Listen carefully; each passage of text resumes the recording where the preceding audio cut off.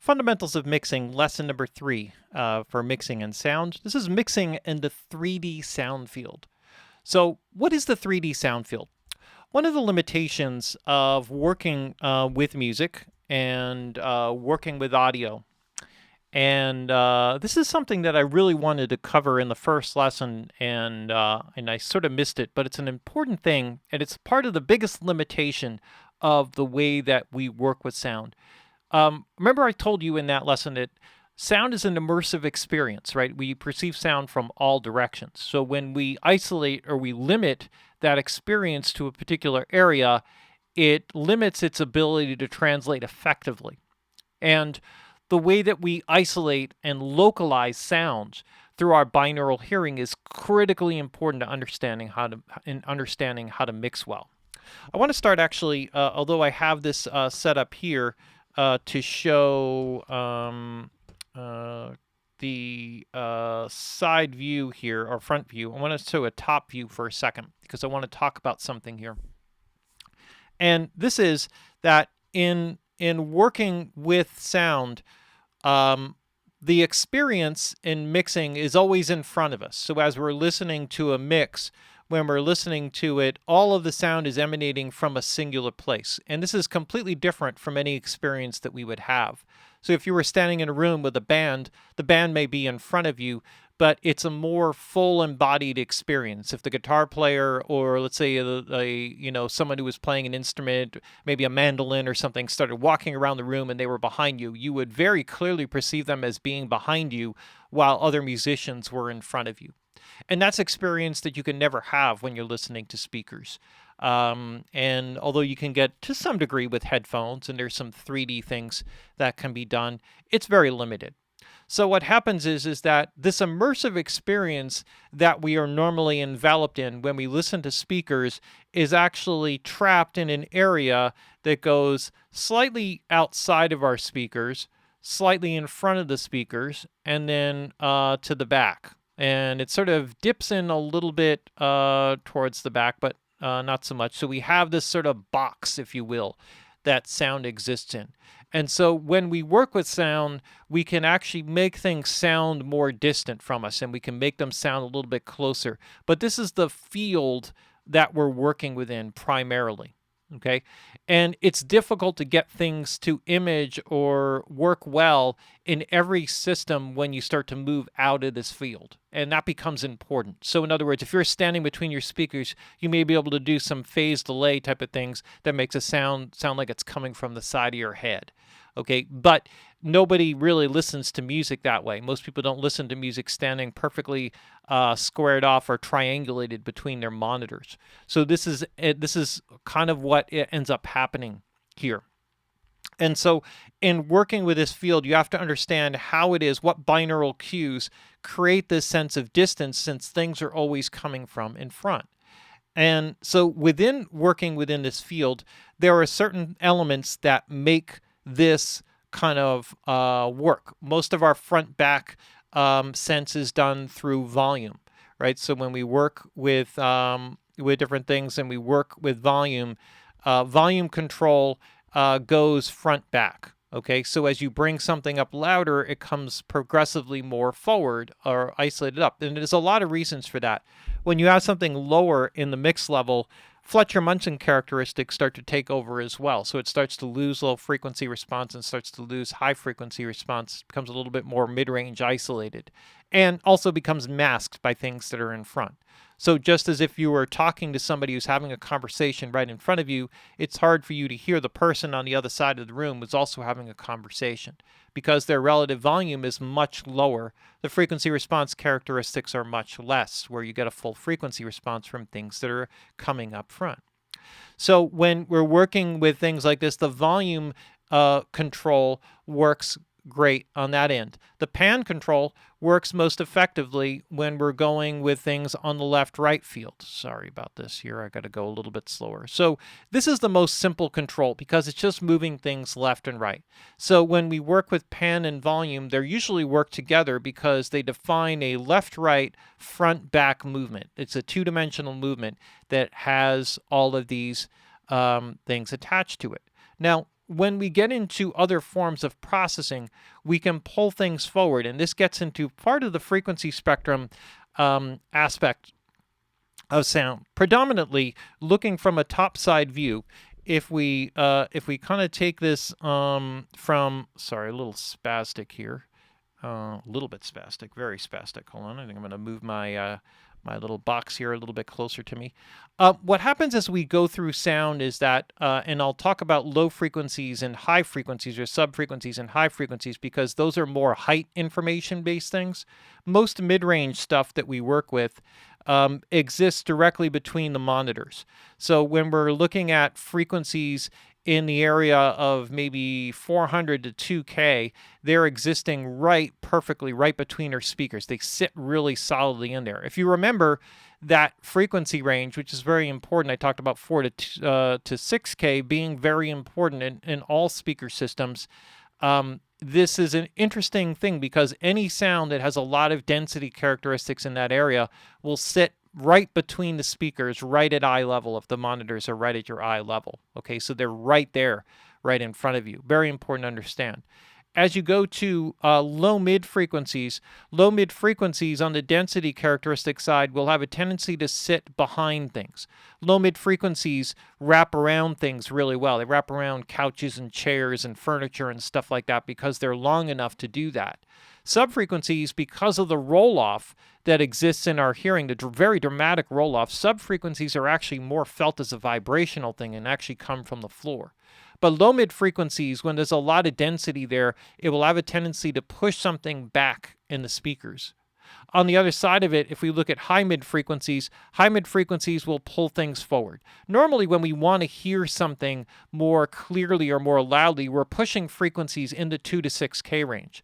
The 2 to 6K range pulls something forward. It brings out the articulation of notes, of an instrument, of the words that are spoken, the consonants in the voice. And so the general characteristic is that this will push things towards you. Whereas if we go to low-mid density characteristics, we'll push things backward. Mid-frequency characteristics in that 400 to 2K range will keep things settled pretty solidly between the monitors. Okay, so this variation of stuff ends up being important, very important in terms of the 3D sound field. So there's an aspect to this, whereas if this low-mid frequency is balanced with high-mid frequencies, and we'll talk about that at some later time, sort of what I call the frequency fulcrum, or the frequency teeter-totter, or seesaw. There will be some kind of movement. So in other words, if we have an instrument that has high frequency, high mid frequency, and low mid frequency density, what ends up happening is that as we kind of work with this, and I'll get rid of that message there, which won't seem to go away. So everybody knows that Jim is trying to contact me, which is fantastic, except that I can't seem, there we go. I see what's happening. I'm getting an interference pattern here, so I apologize for that, and I'm actually going to shut that off. So apologize for that. What I wanted to focus, so as you lean the low mid frequency content higher in level relative to this, the sound will move back in the speakers. Whereas if you lean the high mid frequency content relative to the low mid frequency content, it will pull forwards. So there's a balance that goes between those two settings of instruments.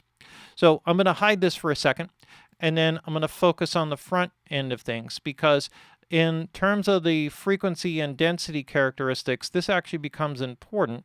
And looks like I double clicked on it.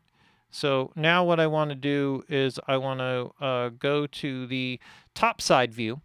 And so from here, I'm going to take a look, and we'll move on to some characteristics of sound. So the two things I want to focus on are the sub-frequencies.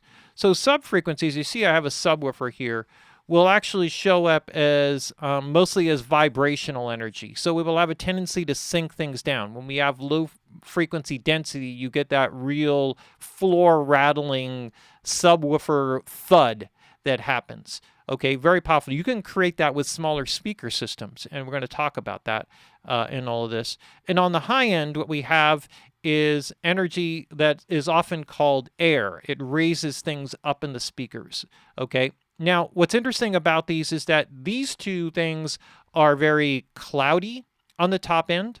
In other words, there's a lot of air and a lot of virtual presence or height information that's added in, but we don't have the ability to localize that. So it has a tendency to sort of be fuzzy, not localized and focused. And in fact, there's sort of a funnel, if you will, sort of a hourglass-shaped way that our localization characteristics work. So as you go higher in frequency, our ability to localize becomes more compromised. As we move towards mid-range frequencies, it becomes very clear, which is why those mid-range 400 to 2K frequencies image so solidly right between the speakers, and then it progressively becomes harder to image as we go lower in frequency. That's another reason why that 2 to 6K range is so critical. The 2 to 6 or the 400 to 6K range. The 2 to 6K range becomes important because it's a focal point for transient energy. And so that becomes an articulation aspect of the sound. Whereas as you get lower in frequencies, you get more note information and solidity information and imaging solidity information. As we work through the spectrum, so if we look on the front side here, it's very simple. What happens is we have that mid-range frequency energy here. We have the low-mid frequency energy, and I'll go back to work on my color spectrum here, but slightly in back of the speakers, as we talked about before. And then we have the upper mids, which will have a tendency to raise things slightly above the speakers when really dense and also pull it forward. So we have these things that are basically like, imagine this being your whole ceiling, this being your whole floor on the sub end, this being the depth aspect of the room, this being the front part of the image field toward you, working, of course, within the box that I talked about, right, around the speakers, and then this being solidifying information that sits in between the speakers.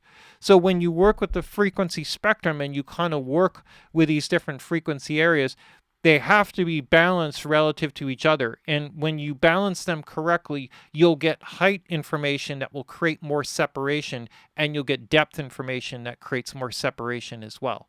So when you start to pull together those different aspects of volume, panning, right? And part of the volume is dynamic movement or compression, which is really important. We're going to focus on that.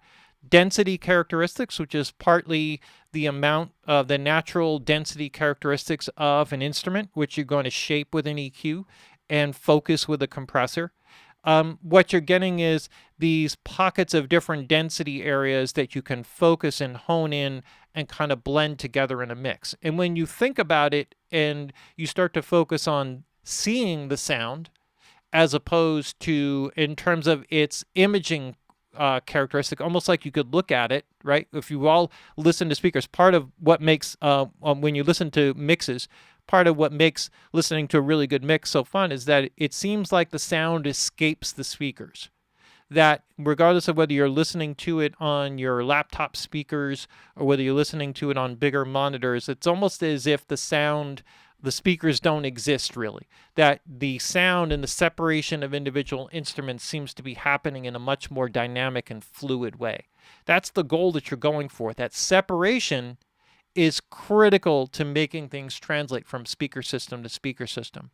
Because regardless of what side of this aspect that you're working from, what you'll find is that you'll get some low mid energy and some high mid energy in almost every speaker system, right? Maybe not the low mids, but on the lower end of these mids. So you get imaging solidity that translates in all speaker systems. You get front movement, which is in most speaker systems. You get some low mid energy, which drives a little back and body movement back. And so now you have three-dimensional characteristics, even on a small speaker system, that you don't normally have. The sub and the top end frequencies just fill out just fill out the sound. It's filler. I think people focus too much on it, and I think it's they focus too much energy on making this loud instead of it making it image well. And this is what is a real problem in terms of the way that people are working with sound. But that is the 3D sound field. It's up, down, it's left, right, and it's front, back. It's frequency related, it's volume related, it's pan related, and it's movement related. And the movement is a very critical aspect to creating the 3D sound field and bringing the sound to life.